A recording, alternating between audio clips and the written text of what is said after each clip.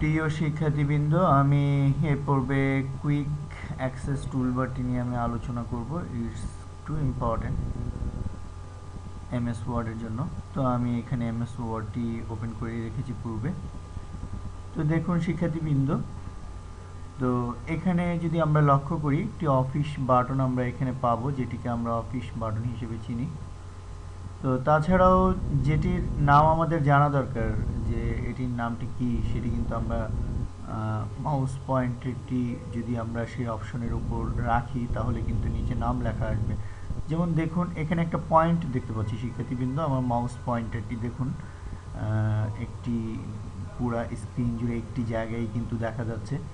তো একদম মাউস পয়েন্টারটি ফলো করুন। দেখুন এখানে আমি কিন্তু যেটির উপর কার্সারটি রেখেছি, দেখুন এইটিকে আমরা মূলত ট্রায়াঙ্গেল বলে থাকি, ড্রপ ডাউন।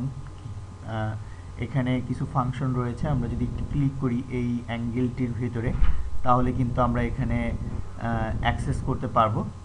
তো এটা ছাড়াও দেখুন, এখানে দেখুন একটু লক্ষ্য করুন, যদি আমরা ফন্টে লক্ষ্য করি, তাহলে দেখুন ফন্টের পাশে কিন্তু এদিকে কিন্তু আরেকটি ট্রায়াঙ্গেল আমরা কিন্তু দেখতে পাচ্ছি।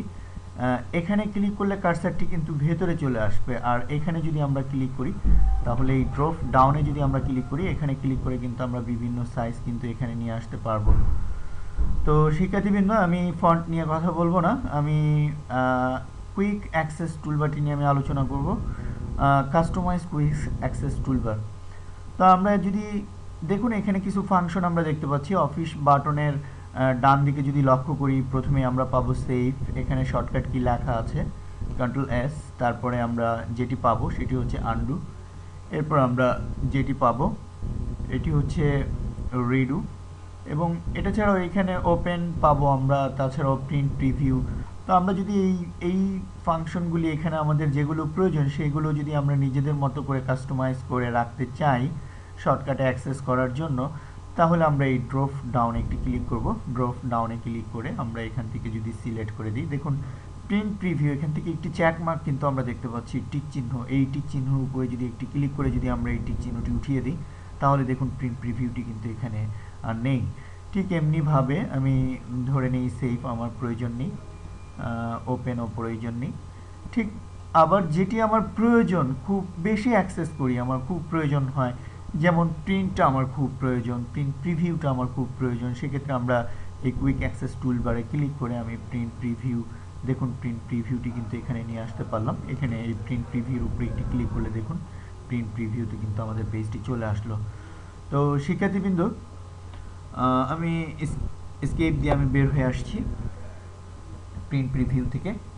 তো এখানে দেখুন, যদি আরও এটা ছাড়াও এখানে অল্প কিছু আমরা ফাংশন আমরা দেখতে পাচ্ছি। এটা ছাড়াও যদি আমরা এর চেয়ে অধিক ফাংশন যদি আমরা চাই, তাহলে এখানে মোর কমান্ডস নামে আমরা একটি লিঙ্ক পাবো। এখানে যদি একটি ক্লিক করি, একটি ডায়লগ বক্স আমাদের সামনে চলে আসবে, ওয়ার্ড অপশনস।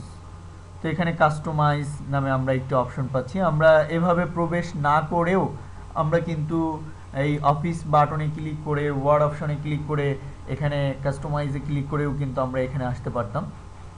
তো দেন আমরা যদি এখানে যদি আমরা মনে করি যে এখান থেকে আমাদের পেজ সেট আপের যে অপশনটি সেটি আমার প্রয়োজন, তো আমি এখানে পেজ সেট আপটিকে ক্লিক করে আমি সিলেক্ট করছি।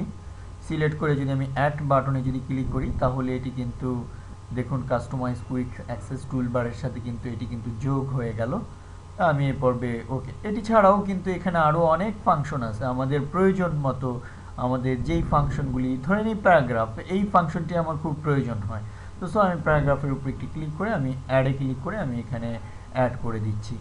তো ঠিক এমনিভাবেও কিন্তু দেখুন রিমুভ নামে একটি বাটন রয়েছে এখানে। আমরা যদি এখান থেকে কোনো কিছু রিমুভ করে দিতে চাই, সেক্ষেত্রে কিন্তু সেটিকে আমরা নিউ প্রয়োজন নেই, ধরে নিই আমি নিউ সিলেক্ট করে আমি রিমুভ বাটনে ক্লিক করার সাথে সাথে কিন্তু দেখুন এখান থেকে কিন্তু চলে গেল। তো এ পর্বে আমি ওকে বাটনে ক্লিক করছি। দেখুন এবার যদি আমি কুইক অ্যাক্সেস টুলবারের এই ড্রপ ডাউনে যদি একটি ক্লিক করি, তাহলে দেখুন এখানে কিন্তু আমরা এখানে কিন্তু পেজ সেট আপ এই কুইক অ্যাক্সেস টুলবারের সাথে কিন্তু যদি লক্ষ্য করি, এখানে প্যারাগ্রাফ চলে আসছে এবং পেজ সেট আপ চলে আসছে।